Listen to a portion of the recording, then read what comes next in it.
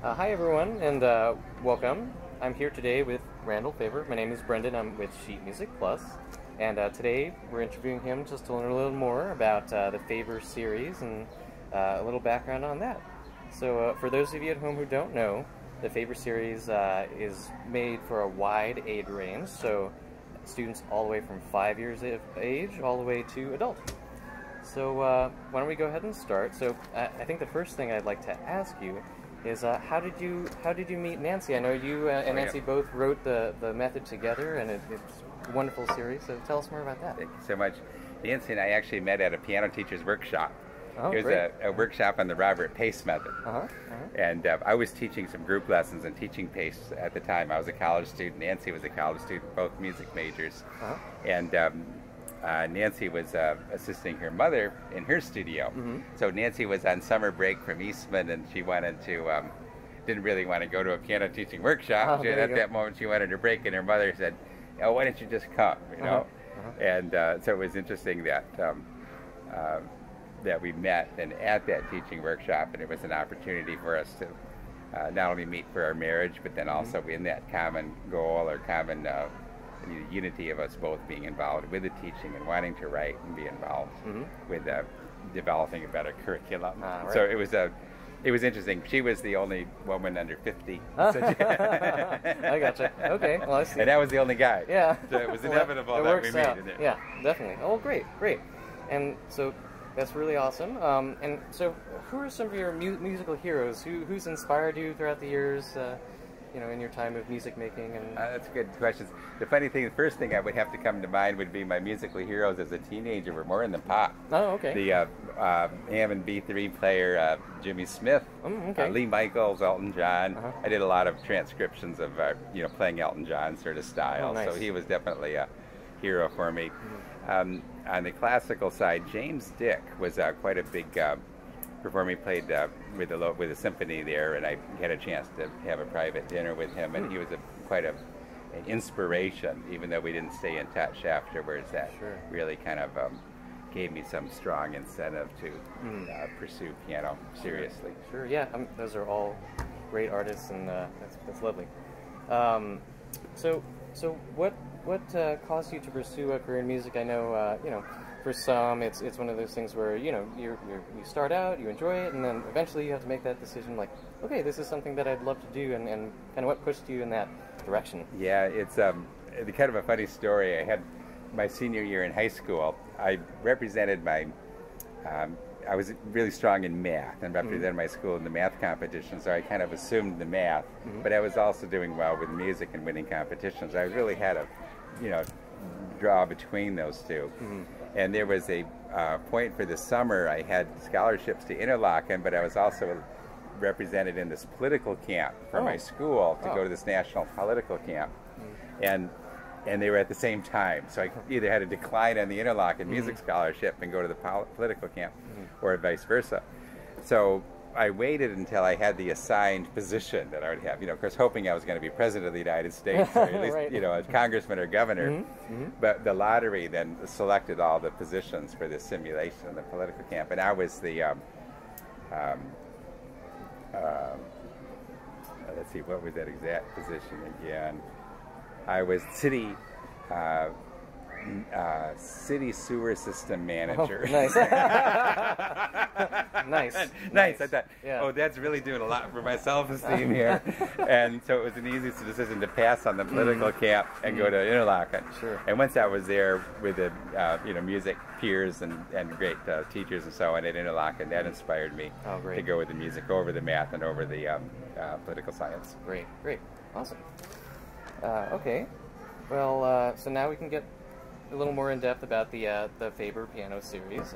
What was your inspiration for coming up with the method, and what motivated you to write your own? Thanks for asking that one. It's a good question. At the time, we just found that didn't feel the materials were up to the potential of the kids. Sure. And we saw lots of students were dropping from various studios and coming to Nancy and me, with the parents just pleading as a last resort, "Can you save my child?" And a couple of things that we found in the methods of the day is that there was too pedantic. In other words, the methods were written to teach some specific piece of information, but not to play musically or play with artistry.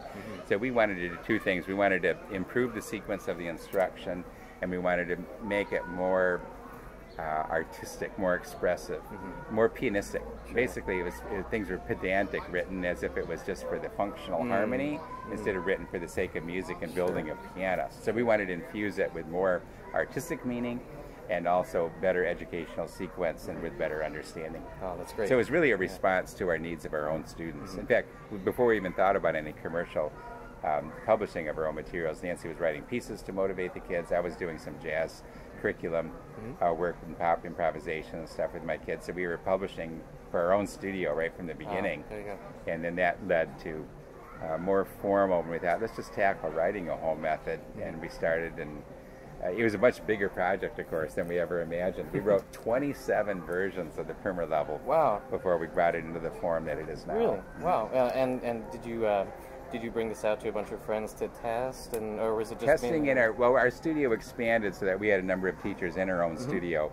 So the initial 20 versions was just our own in-house testing, and then from there we did some more national testing with other teachers and more fine-tuning. But we really used this testing and revision process to get it right over a period of a lot of years, and that's, I think, is the reason why it's been successful, because it does indeed work in the studio.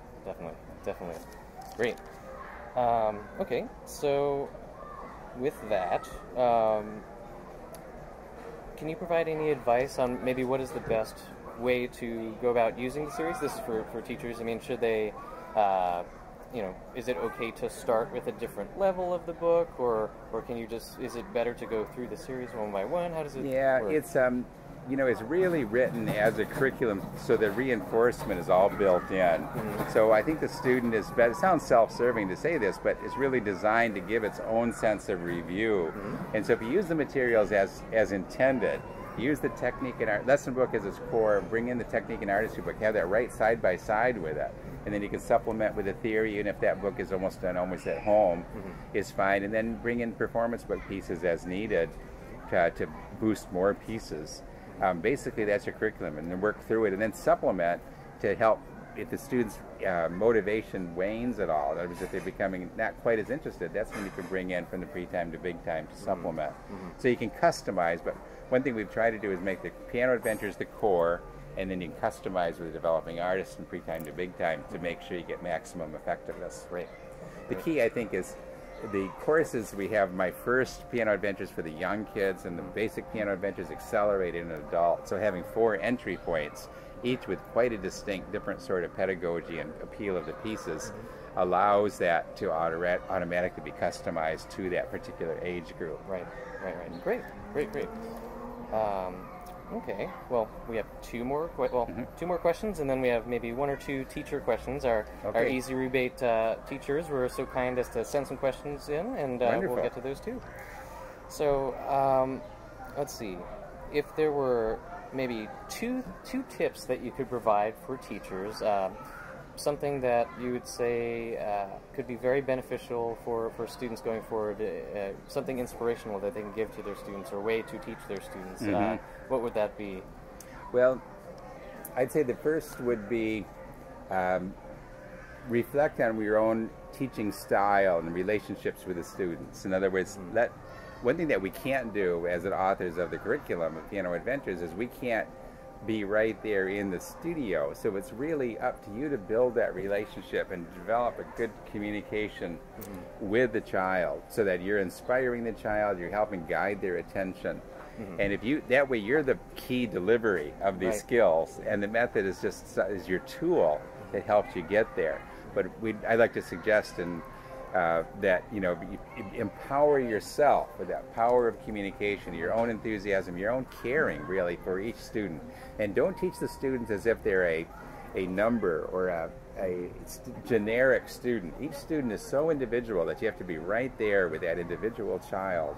And when you do that, then you're developing that basis of communication and relationship from which then the learning can occur. That's great. That would be my first one. And then the second would be don't feel like you have to race up the levels. In other words, don't feel like you have to show off the student on big repertoire too soon. Take the time to build a foundation.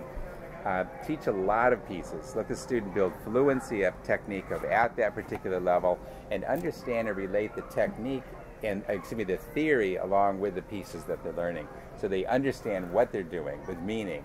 Where's the 1 chord? Where's the 5/7? Where's the 4? Invert it. Get them to really know those fundamentals inside out, and that's the better foundation for the bigger repertoire later. But don't short sight these fundamental skills, because they're harder to patch up later when you're in higher levels and the student has tensions and doesn't understand, the material at the high level of repertoire.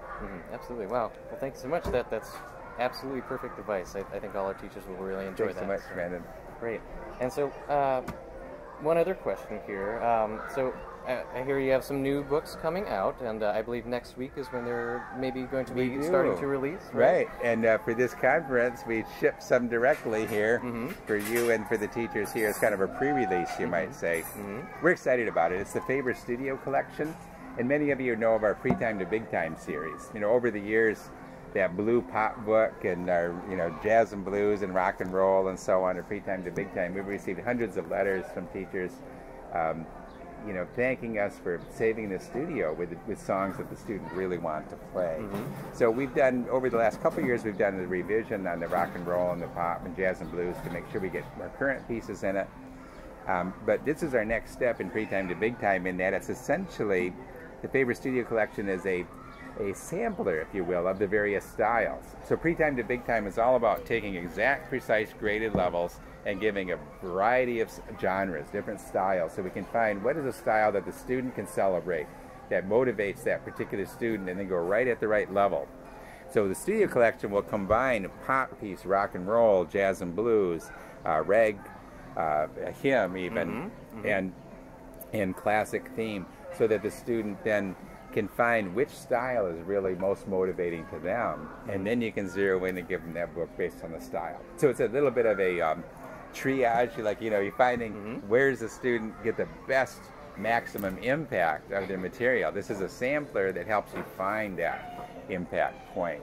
So we're enthused about how it can help student motivation, and it's just a great set of fun pieces, again, that can be used for the social elements of piano playing, pieces they can quickly pick up, play for their peers, play for their cousin's wedding, and so forth.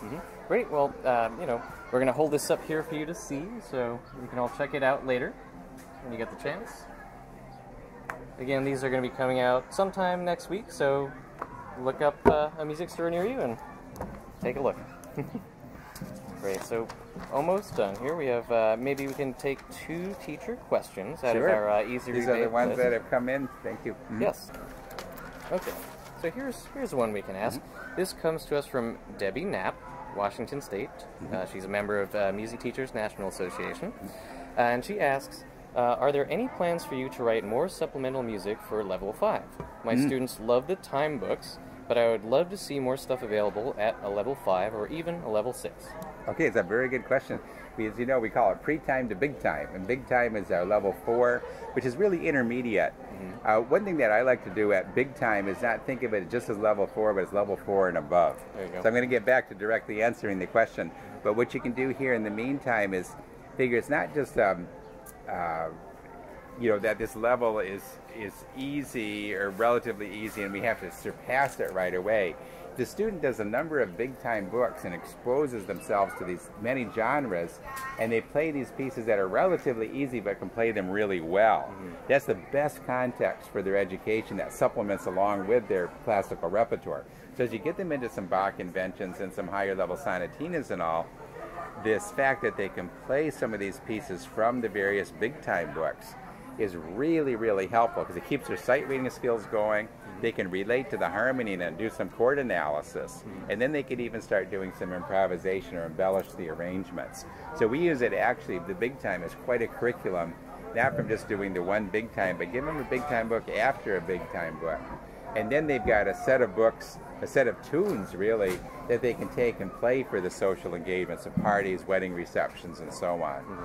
But with that in mind, we do have plans actually to do some more at the advanced time level. We have advanced time Christmas, and we do intend to do it the higher levels. We wanted to get the studio collection out first, and the other thing we want to do maybe before we do the next advanced time is do a collection that has some more current pop songs, something where we can rotate the Bruno Mars and so on through, for those that really relate to that and want to have a current song, and have it in a fashion that they can really understand what's going on. So once we do those two things, then we'll start publishing more at an advanced time level. But I do want to reassure that teacher that don't feel like the student is pegged at the big time, that you have to pass over it. Playing some of that music with understanding and a relatively easy arrangement is often much, much better than a difficult arrangement that the student gets mired down on and can't play with a steady beat all the way through. Absolutely. So there's a social value of music making in the student's world.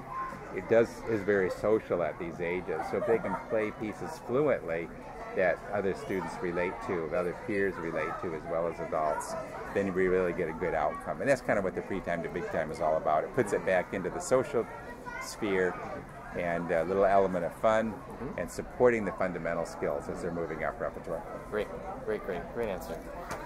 Okay, and last question comes to us from Lori Lyons, and she says, "Hi, thanks for the opportunity. I'm a big fan of your method books, and my students really love the content within their technique, lesson theory, and performance books.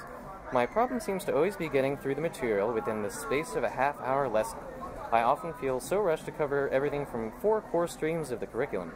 Do you have any pointers on facilitating an efficient lesson through the use of your 4 books? Grateful for your expert advice." It's a very good question.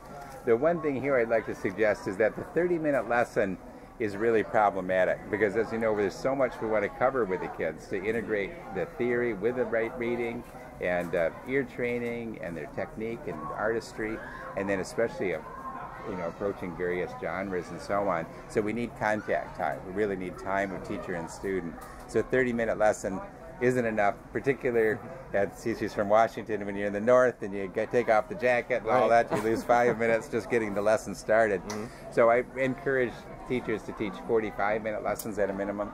The only time we teach 30-minute lessons is the first year, the first level. You can teach 2 30-minute lessons a week, and that's really workable. So the 2 lessons a week, and then you can promise the parent that once they finish that ABC of my first piano adventures, or the primer level, if they're little, in the basic piano adventures, if it was finishing that fundamental first level, then you'll cut back to a 45-minute lesson once a week. We found that to work like a charm. The students make such fast progress, and you can that way you quote sell the 45-minute lesson to a parent without the big obstacle, because they feel like, that's at least cheaper than 2 30-minute lessons. There you go. So don't shortchange the idea. We don't want to shortchange the students' progress and success with music just for the sake of those few minutes and the few dollars difference. And we want them to be successful. And indeed, the 2 30-minute lessons, as long as you can do that, there's tremendous value because of the teacher contact times. It's a really good value for the dollar, and I would always tell that to the parent. And most parents just don't blink an eye. They want the student to succeed. If they're going to go 4 times faster with 2 30-minute lessons, then just go for it, and then you cut back to the 45. That's my best suggestion. The only other thing I could say is let the lesson book and technique be the core. The student can do a lot of the theory book, almost all of the theory book at home, so it doesn't take up lesson time. And then bring in the performance book, and if you don't get to the performance book pieces in a lesson, that's okay. You can just say, do these same ones again for next week. Related to that, you want to have enough repertoire in each lesson so the student, when they go down their check sheet, they have lots of things to play. It's not just if you give them just a lesson book, for instance, and they have 2 pieces, they're going to be done practicing in 3 minutes.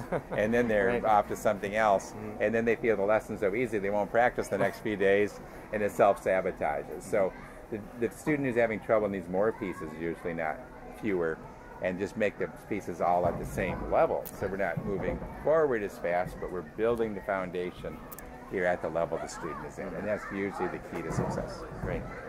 Well, Randall, thank you so much for interviewing with us. Thanks for your time. It was great to talk with you.